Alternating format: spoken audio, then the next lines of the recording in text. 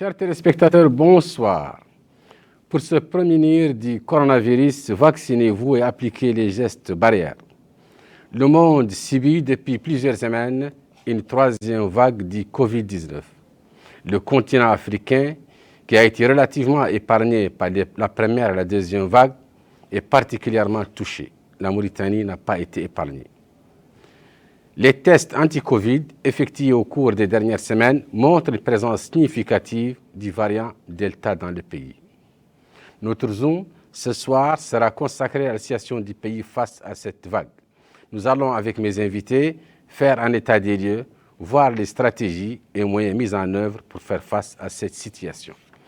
Mes invités sur ce plateau sont Dr Khan Mohamed Mustafa, chargé de mission au ministère de la Santé. Bonsoir et bienvenue. Bonsoir. Je reçois également Dr Ahmed Bara, qui est responsable du laboratoire de virologie Institut national de recherche en santé publique. Bonsoir et bienvenue. Bonsoir. Avant d'entrer dans les vifs du sujet, nous allons donc voir ensemble la situation épidémiologique dans les dernières 24 heures.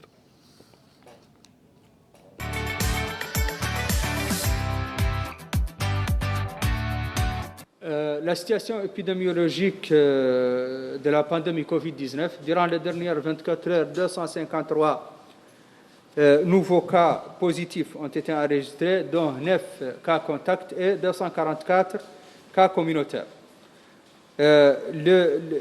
146 nouvelles guérisons ont été enregistrées durant les dernières 24 heures et 3 décès. Les cumuls de cas positifs enregistrés depuis le début de la pandémie est 24 008 cas positifs, dont 9 221 cas contacts, 14 584 cas communautaires et 203 cas importés. Les cumuls des cas de guérison enregistrés depuis le début de la pandémie est de 21 536, cumul des décès est de 538. Nous avons aujourd'hui 1934 cas actifs, dont 1844 asymptomatiques, 64 avec des symptômes simples et 26 cas graves. La répartition des cas positifs, des nouveaux cas positifs enregistrés durant les dernières 24 heures, selon les Mukata. Un nouveau cas à Lioun, 3 à Barkewel, 2 à Gerou, 1 à Kifa, 11 à Kaedi, 5 à Mbout, 1 à Makama, 6 à Mongel, 5 à Bogué, 2 à Magdal Hajar, 3 à Rosso, 1 à Atar, 1 aussi à Shingiti, 59 nouveaux cas à Nouadhibou, 8 à Al-Mijriya, 5 à Kabou, 2 à Oulienge, 2 aussi à Selibabi, 13 à Zouerat, 3 à Gjoujit, 13 à Oksar, 1 à Sabra, 43 nouveaux cas à Tabraqzine, 10 à Dar Naïm, 16 à Tayert, 17 à Toujounine, 12 à Arafat, 4 à Mina et 3 nouveaux cas dans la Muqata de Riyad. 2340 tests ont été réalisés durant les dernières 24 heures, dont 1963 TDR et 377 PCR. Les cumuls de tests réalisés depuis le début de la pandémie est de 406 938, dont 260 231 TDR et 117 634 PCR.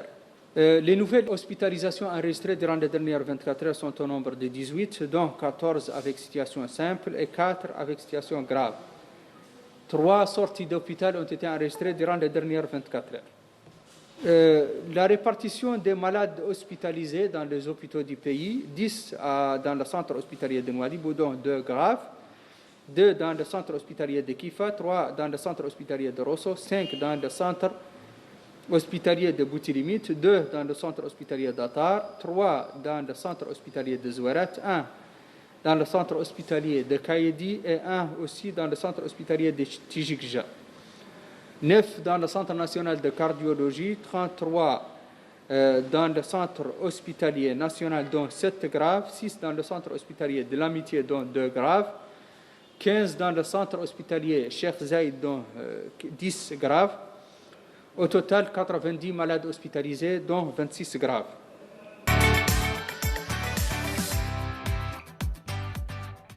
Nous venons donc de voir Dr Mohamed Mahmoud Ali Mahmoud, qui est directeur général de la santé publique par intérim.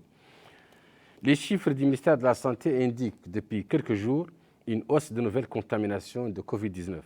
Hier, 200 nouveaux cas. Aujourd'hui, plus de 250, 3 décès aujourd'hui, 7 décès hier, 8 avant-hier. Doit-on s'inquiéter? Docteur, c'est à vous que je pose la question. À mon avis, il y a raison de s'inquiéter. Pourquoi? Parce que le nombre de cas augmente, et surtout le nombre de cas graves. Nous avons enregistré un certain nombre de décès qui est quand même assez élevé, surtout par rapport à la première et la deuxième vague, nous n'avons pas connu ces cas. Et que subitement, nous nous retrouvons avec des chiffres aussi élevés, surtout dans les deux grandes villes comme Nouakchott et Nouadhibou. Je crois que toutes les raisons sont réunies ici pour s'inquiéter et pour aussi informer la population sur leur comportement, sur la conduite à tenir par rapport à cette situation. Docteur, doit-on s'inquiéter? Donc, permettez-moi d'abord, M. Dali, de saluer les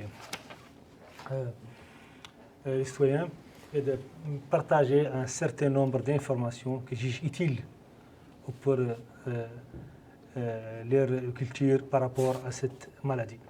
D'abord, la Covid, c'est élémentaire, mais c'est essentiel, je pense. La Covid-19, c'est la maladie. Cette maladie est causée par un virus qu'on appelle le SARS-CoV-2. C'est une maladie qui a été aussi définie par l'OMS depuis mars comme une pandémie. La pandémie, ça veut dire, qu'est-ce qu'est une pandémie? La pandémie, c'est une maladie qui est nouvelle par rapport à notre système immunitaire, que nous ne connaissons pas dans notre passé. C'est une maladie causée par un virus qui a un réservoir dans la nature, un réservoir animal dans notre entourage.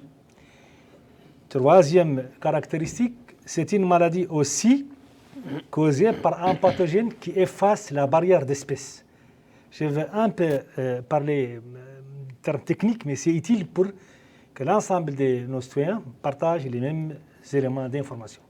Qu'est-ce qu'un pathogène efface la barrière immunologique entre les espèces?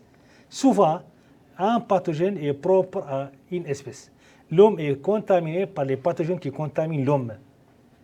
Les mammifères contaminés par des pathogènes qui contaminent seulement les mammifères.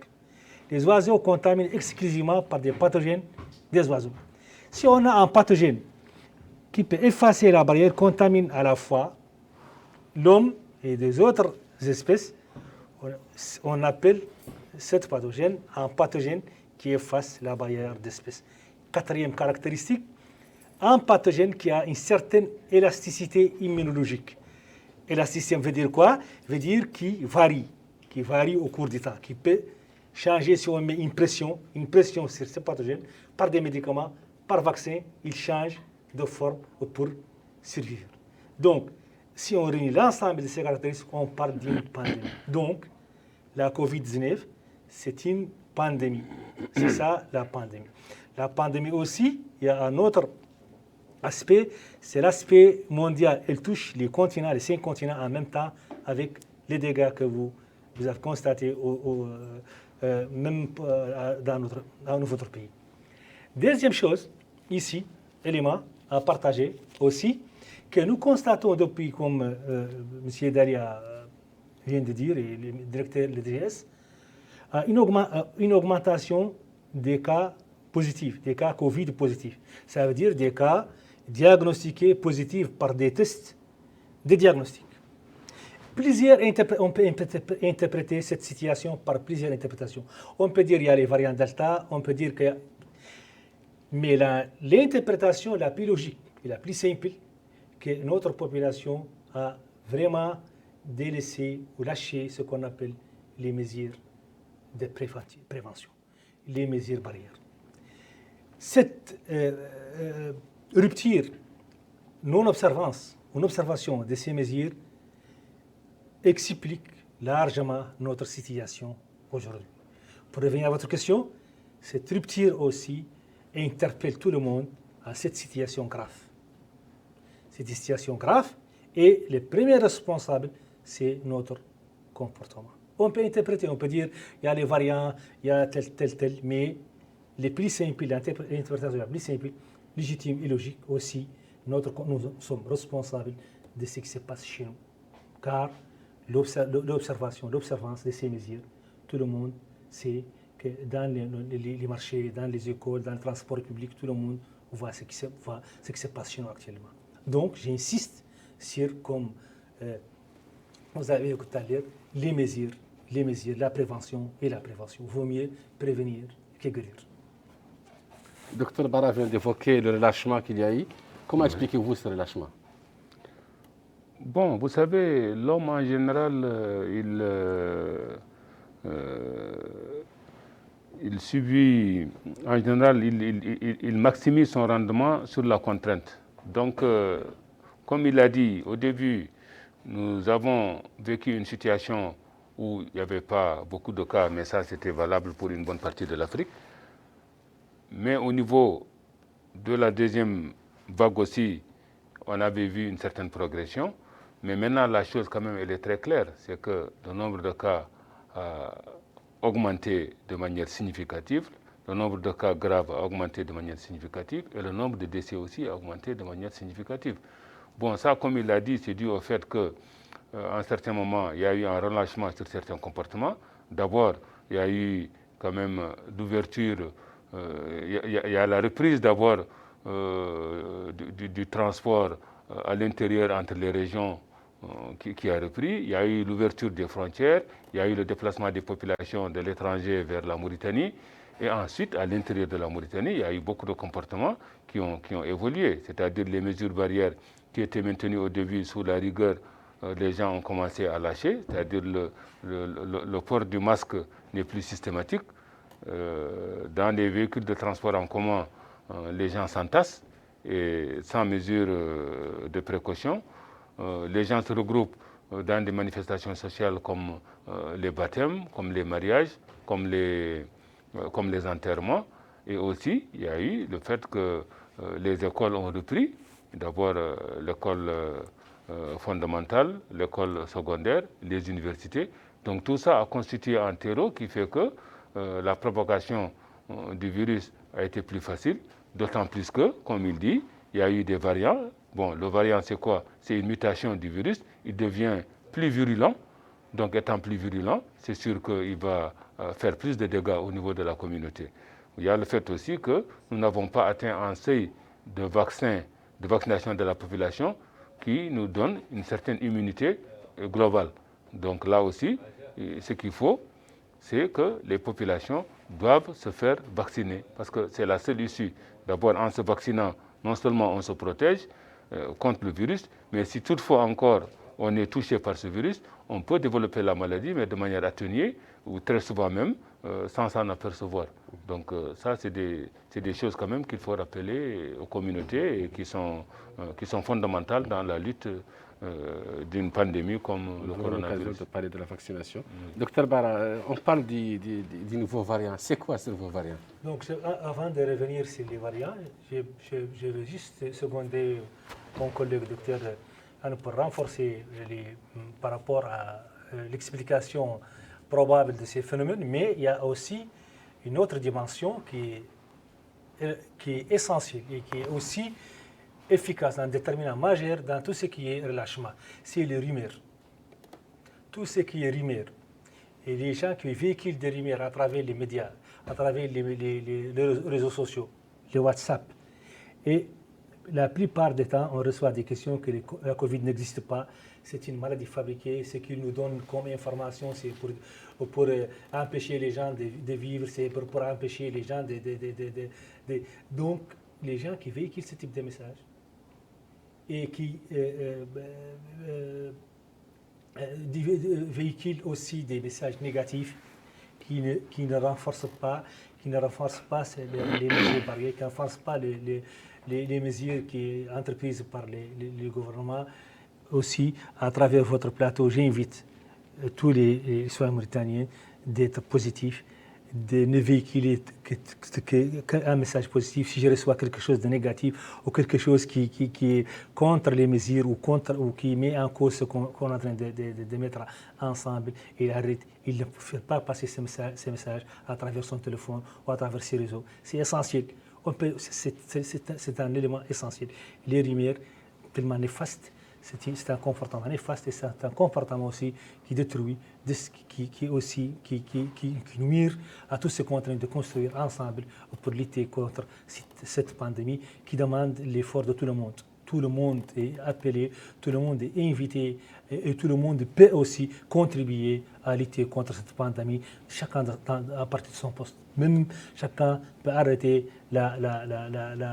cette pandémie à travers son comportement, à travers ses conseils, à travers sa positivité, à travers sa contribution positive dans ce qu'on est en train de faire. Pour revenir un peu à la notion des variants, aussi je vais corriger, pas corriger, mais partager une certaine information. Les variants ne viennent pas du ciel. Les premiers variants qui ont été venus, ils vont venir de la population. Si il y a un épidémie, ce qu'on appelle le R0, le ratio de transmission du virus. Si la transmission du virus fait d'une façon rapide, ça veut dire qu'il y a une forte contamination, une forte distribution du virus dans la communauté, certainement, obligatoirement, il y a des variants qui vont se constituer. C'est obligatoire. C'est un dynamisme viral naturel. C'est parmi l'histoire naturelle de ces virus. Ces virus varient pour plusieurs raisons. Je ne vais pas aussi trop parler technique, mais c'est un virus ARN qui a un génome ARN. C'est un virus aussi qui a une machinerie, utilise la machinerie cellulaire pour se répliquer. Au cours de ce phénomène de réplication, ce processus de réplication, il utilise une enzyme qu'on appelle la polymérase. Cette polymérase n'a pas la capacité de relecture et correction. On appelle ça l'infidélité de l'ARN polymérase. Cette infidélité oblige ou cause des erreurs au cours de chaque cycle de réplication. Chaque fois qu'il y a un cycle de réplication avec une forte transmission, cette polymérase commet des erreurs. Ces erreurs-là donnent naissance, liées à des nouveaux variants. On appelle les formes recombinantes, des formes recombinantes circulantes qui vont recombiner et qui vont constituer un nouveau variant. Donc, comme dit le Dr Khan, la vaccination, c'est un élément essentiel pour lutter contre les variants. Si on assure une couverture vaccinale large, une bonne couverture vaccinale, ça contribue dans la lutte contre la naissance de ces variants. Ces variants. Donc les variants, c'est un phénomène naturel dans les virus ARN, surtout les virus COVID. C'est un phénomène naturel au cours des cycles de réplication. J'ai dit tantôt qu'un pathogène avec une élasticité immunitaire, cette élasticité immunitaire donne à ces virus ce qu'on appelle une sélection par pression. Si on met les pressions, il sélectionne des formes qui vont résister, qui vont contourner le système immunitaire, qui vont contourner le traitement, qui vont contourner la vaccination. C'est un phénomène d'évolution naturelle dans les virus ARN. Et c'est un phénomène connu pour ces virus-là. Actuellement, il y a plusieurs variants. Et toujours, il y aura des variants. Il y a une variation des virus, une variation continue de ces virus. Et si vous vous rappelez bien, les premiers variants dans les grandes vagues en Inde, les variants indiens, les delta, étaient en Inde avec cette vague. La variante britannique en Grande-Bretagne avec la vague sud-africaine. Donc, dans les pays qui a assisté à une grande transmission du virus au niveau communautaire, ça le risque de naissance de ces variants. Docteur Khan, on remarque que Nouakchott et Nouadhibou sont devenus des foyers. En dehors du fait qu'il y a une densité de population assez importante, comment expliquez-vous cette situation? Oui, comme vous le dites, la densité de population est beaucoup plus grande. Donc les lieux publics donnent l'occasion de regrouper plus de gens que dans les autres localités. Parce que quand vous voyez quand même les différents marchés de Nouakchott ou le marché de Nouadhibou ne sont pas comparables avec les autres marchés qui sont au niveau régional. Et ensuite, les manifestations sociales ou les écoles ou, comme je dis, en tout cas, la masse de population est beaucoup plus grande, elle est beaucoup plus dense dans ces deux grandes villes, de telle sorte que l'occasion de se retrouver dans un autobus ou dans un marché, ou en tout cas, quand les gens ne respectent pas la distanciation physique, fait qu'il est plus facile de propager le virus. Parce que nous savons que le virus, il se propage par quoi? Par l'éternuement par la transmission de main en main, par voie respiratoire. Et ça, partout où la population est beaucoup plus dense, ce risque est beaucoup plus élevé. Ça, c'est tout à fait normal. Maintenant, revenant aux variants, comme il l'a dit, vous savez, la réplique des virus, c'est quelque chose de purement naturel. Parce que le virus est composé de quoi? De molécules. Il est composé de nucléotides. Maintenant, avec une enzyme qu'on appelle l'ARN, c'est-à-dire l'acide ribonucléase polymérase, fait que ce séquençage, en général, il est répliqué de manière identique, mais il arrive que le système se trompe, qu'il place des nucléotides d'une manière ou d'une autre, qu'il en oublie certains ou qu'il en augmente d'autres. Donc ça fait des mutations. Ces mutations peuvent ne pas être dangereuses, mais très souvent, malheureusement, ça donne des mutations. Pourquoi? Parce que le virus s'adapte à des conditions. Il devient d'abord plus agressif, c'est-à-dire que le virus a une capacité de pénétration dans les cellules beaucoup plus élevée. Et ensuite, ce virus a une manière de résister aux différents anticorps qui sont sécrétés par l'organisme ou suite au vaccin ou suite en contact avec cette maladie. Maintenant, ces variants, comme vous savez, dans la recherche scientifique, les variants ont une nomenclature en général qui comporte des chiffres et des lettres, mais d'abord c'est assez compliqué et il n'y a pas une entente universelle qui fait que qui retient cette nomenclature. Donc les communautés ont tendance à donner des noms de villes ou de pays. C'est pour ça qu'on parle de variants indiens, c'est pour ça qu'on parle de variants Sud-Afrique, etc. Mais là aussi, l'OMS a constaté que cette stigmatisation aussi n'est pas bien, parce que quand on associe un variant à un pays, c'est quelque chose qui a un caractère de stigmatisation, c'est pas bien. Donc l'OMS a préconisé que selon leur hiérarchie dans la découverte, qu'on donne l'alphabet grec en disant alpha, bêta, gamma, delta. C'est pour ça que les variants maintenant portent ces noms-là. Plutôt que de dire le variant indien ou le variant Afrique du Sud et tout ça, les gens parlent de variants alpha, bêta, gamma, delta, etc. au fur et à mesure, parce que c'est sûr qu'on va trouver d'autres.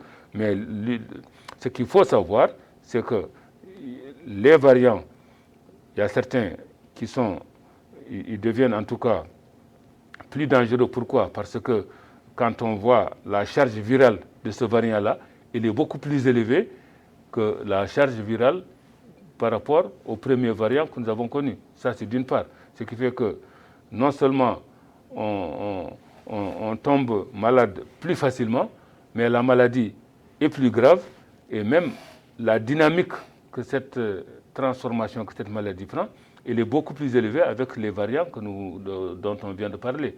Mais le seul palliatif par rapport à ça, c'est d'un côté la prévention, c'est-à-dire de faire respecter les mesures d'hygiène et le respect de la distanciation physique, les mesures barrières, etc. La deuxième chose, c'est d'aller se faire vacciner le plus rapidement possible, parce que c'est la seule garantie que nous avons par rapport, en tout cas, qui peut nous protéger par rapport aux variants actuels et par rapport aux futurs variants. Parce que quand on a fait la première dose, on a peut-être un taux d'immunité autour de 30 à 33%. Quand on fait la deuxième dose selon le vaccin, je parle sous le contrôle de Dr Bara, selon le vaccin, on peut aller jusqu'à 80-85% d'immunité. Mais en tout cas, ce qui est sûr, c'est qu'il faut inciter les gens à aller se faire vacciner. Maintenant, la rumeur, c'est un problème dans notre pays. Pourquoi?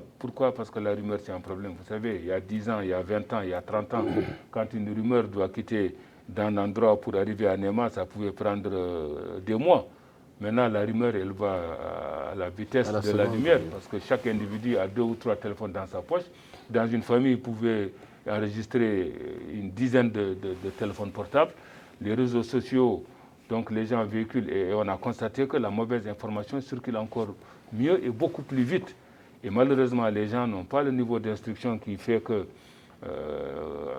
qui leur donne un bon, en tout cas, qu'il y ait quand même un meilleur discernement, ce qui fait que la mauvaise rumeur circule. Mais pour pallier à ça, c'est que le ministère de la Santé et les autres départements qui sont impliqués dans la lutte contre le corona doivent régulièrement faire des points de presse pour donner la bonne information.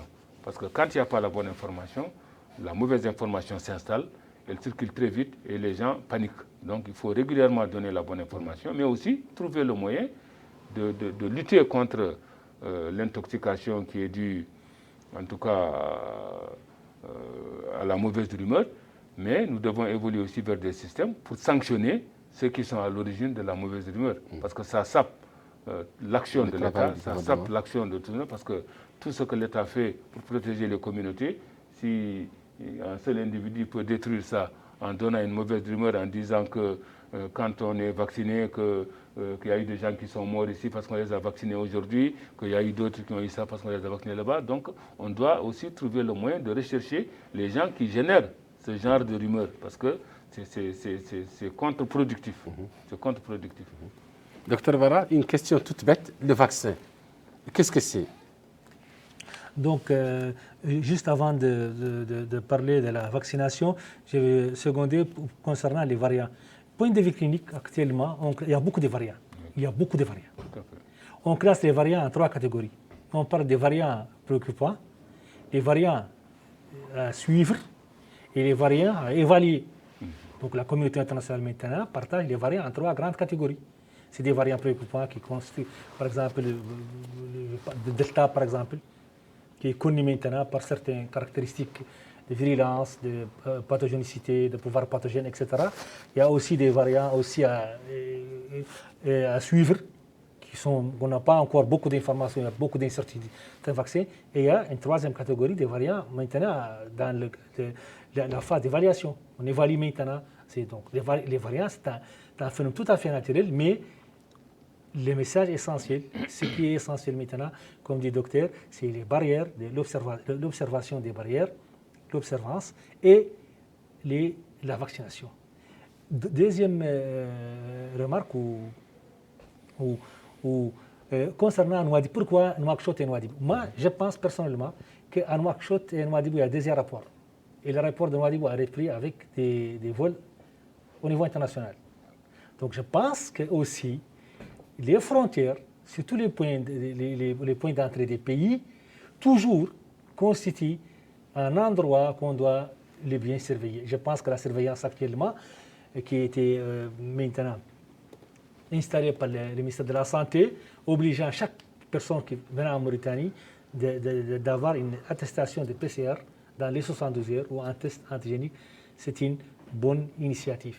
C'est une très bonne initiative et doit être renforcée et on doit veiller aussi à cette surveillance au niveau des points d'entrée. Parce que aussi les points d'entrée constituent toujours un élément qui est non négligeable dans toute lutte contre les maladies.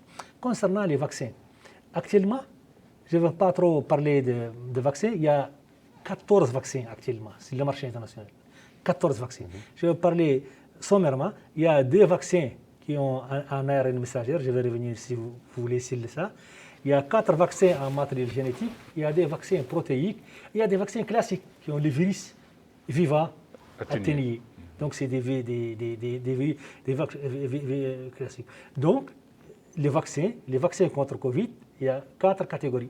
Il y a l'ARN messagère, il y a le matériel génétique, les vecteurs, ce qu'on appelle les virus vecteurs, et il y a les protéines du virus, et une partie du virus, et il y a ce qu'on appelle le virus atténué, classiquement avec des procédés chimiques classiques pour les vaccins. Donc c'est ça, l'ensemble des vaccins disponibles sur le marché, ce sont des procédés ou des molécules capables de stimuler le système immunitaire et non capables de provoquer la maladie. Donc, un vaccin, molécule capable de stimuler le système immunitaire pour répondre positivement, pour donner une immunité, et non capable de provoquer une maladie chez un homme immunocompétent. Qu'est-ce qui est utilisé chez nous ici? Actuellement, la Mauritanie a utilisé 2 types de vaccins. On a utilisé les vaccins, l'AstraZeneca et les Sinopharm. C'est des vaccins qui ont été utilisés dans la plupart des pays. L'initiative africaine, dans le cadre de l'Organisation mondiale de la santé, c'est des vaccins homologués par l'OMS. Qu'est-ce que ça veut dire, vaccin homologué par l'OMS? L'Organisation mondiale de la santé, c'est l'organisation qui gère un peu la santé mondiale à travers les conseils aux pays. C'est un conseiller technique auprès des pays membres. Donc, cette organisation est composée des experts, un ensemble d'experts, un jour en matière de vaccination, en matière de maladies, en matière de médicaments, et qui donnent souvent des recommandations pour les pays par rapport à la prise de décision concernant la prise en charge, la prévention et les diagnostics. Donc, la Mauritanie, à l'instar des autres pays, a suivi les recommandations de l'Organisation mondiale de la santé concernant les stratégies vaccinales. Donc, on a commencé par la première stratégie vaccinale avec le Sinopharm, avec des doses, avec un intervalle de 21 jours. Et puis, on a suivi par la deuxième stratégie aussi, par l'AstraZeneca, qui est aussi un vaccin avec un intervalle, des doses, un intervalle de 2 mois. Et aussi, je peux dire aussi à partir de ce plateau que même entre les deux doses, on peut rester 3-4 mois, c'est pas grave, entre les doses. Il ne faut pas s'inquiéter, je n'ai pas eu ma dose dans les 2 mois pour l'AstraZeneca. Non. Donc il y a toujours c'est un rappel, c'est une dose de rappel. Et il y a un intervalle acceptable pour recevoir la deuxième dose qui peut aller jusqu'aux 3 à 4 mois, sans risque et sans danger pour la santé, ni aussi risque sur l'immunité ou sur la stimulation immunitaire et la réponse immunitaire. Ça aussi, on doit les véhiculer pour s'assurer les gens, même si vous n'avez pas votre dose d'AstraZeneca dans les 2 mois, dans les 3 mois, c'est pas grave. C'est toujours dans les normes et c'est toujours dans les normes acceptables. Ça c'est rassurant. Docteur Khan, je vais vous poser une question un peu bizarre, c'est-à-dire une question que tout le monde se pose. Est-ce que notre pays a les infrastructures nécessaires pour faire face à une vague très forte comme celle que nous sommes en train de vivre maintenant? Nous sommes suffisamment équipés, avons-nous suffisamment d'infrastructures et de moyens pour y faire face? Bon, ça c'est comme je dis, je sais que beaucoup de mesures sont prises dans ce domaine. Il y a eu un renforcement, d'abord il y a eu la création d'un centre spécialisé de lutte contre le Covid, ça c'est d'une part, mais aussi au niveau des autres hôpitaux, les services de prise en charge de la maladie ont été renforcés avec du matériel de soutien comme l'oxygène et tous les appareils qui sont nécessaires pour faire face à des cas graves de Covid. Et jusqu'à l'heure actuelle, la situation quand même est sous contrôle, mais personne ne peut dire qu'on ne peut pas être dépassé un jour, parce qu'il y a beaucoup de pays quand même qui sont plus avancés et plus équipés que la Mauritanie, mais qui ont été carrément débordés, les pays occidentaux, il y a certains pays de la sous-région. Mais ici quand même, je veux dire que par rapport à notre population, parce qu'on est autour de 4 500 000 habitants, nous n'avons pas quand même les mêmes populations, par exemple, que nos pays voisins, comme le Mali, le Sénégal, la Tunisie, l'Algérie, le Maroc. Et j'ai la ferme certitude que par rapport au dispositif que nous avons actuellement, et le renforcement de ce dispositif qui a été fait tout récemment, comme je dis, en équipement et en médicaments pour la lutte contre les cas qui sont très graves, je suis sûr que nous pouvons en tout cas garder la situation sous contrôle. Docteur Bara, en 30 secondes, vous allez me dire qu'est-ce qu'on peut faire pour éviter qu'il y ait une catastrophe? Quel conseil donnez-vous aux téléspectateurs, aux citoyens mauritaniens qui vous écoutent? Moi, je pense que notre comportement est déterminant dans la gestion de cette crise. Il ne faut pas cacher la maladie. Il ne faut pas avoir honte, culpabiliser si j'ai des signes d'une maladie. Il ne faut pas cacher ça. Il faut aller consulter, se dépister. Et si je suis diagnostiqué positif, je prends mes précautions pour ne pas contaminer d'autres personnes. Ça, c'est essentiel. Il ne faut pas cacher la maladie, ni dire non, c'est la grippe, c'est seulement la grippe, j'ai des maux de gorge, je fais tout pour ne pas avoir la Covid. La Covid, ce n'est pas une honte, c'est une maladie comme les autres maladies. Il faut positiver les choses et il faut aller et il faut aussi observer les mesures et la prévention. Vaut mieux prévenir que guérir, comme on dit. C'est ça le mot d'ordre pour Covid et pour les autres maladies. On va demander à Dr Khan de nous rappeler les gestes barrières avant la fin de l'émission. Les gestes barrières sont pratiquement très simples. Elles sont bien connues actuellement. C'est d'abord, sur le plan hygiénique, c'est de se laver les mains le plus régulièrement possible. Le lavage des mains au savon. De mettre un masque. De garder la distance, comme on dit, pas la distanciation sociale, mais la distanciation physique. Et aussi, ce qu'il faut faire comprendre aux gens, nous sommes dans une situation de couvre-feu.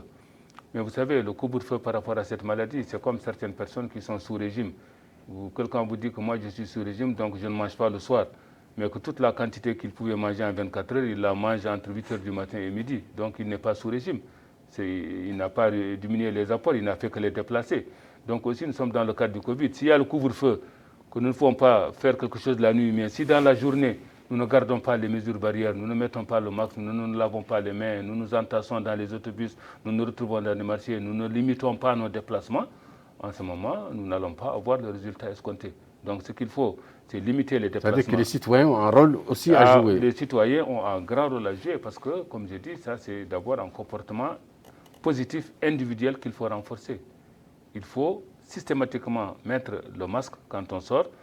Nous, quand nous circulons, nous arrivons dans les boulangeries, dans les boutiques, dans le marché, dans le taxi et tout ça, nous voyons que les gens ne mettent pas le masque.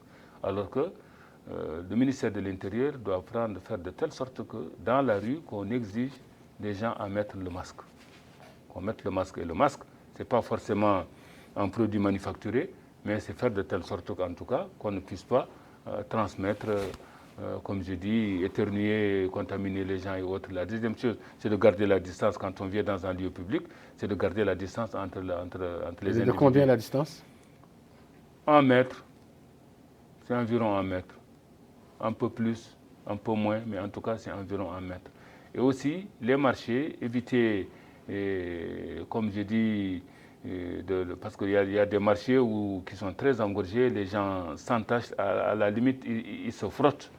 Bon, donc ça, c'est quand même quelque chose qu'on peut éviter. Et ça, c'est pas l'autorité qui va exiger ça, mais c'est les personnes même qui doivent être attentives à ce comportement et l'éviter.